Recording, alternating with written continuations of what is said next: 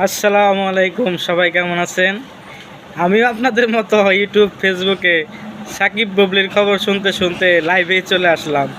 সেটা হলো, সাকিব খান এখন বাংলাদেশের মানুষের জন্য একজন সুপারস্টার, একজন অসাধারণ মানুষ। আর সে অসাধারণ কাজ করবে, এটাই স্বাভাবিক ব্যাপার। এটা নিয়ে আমাদের এত মাতামাতির কিছু নাই।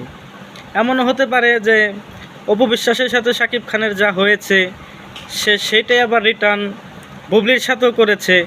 এটা অসাধারণ মানুষের অসাধারণ কাজ ভাই। এটা নিয়ে আমাদের এত মাতামাতি করার কিছু নাই।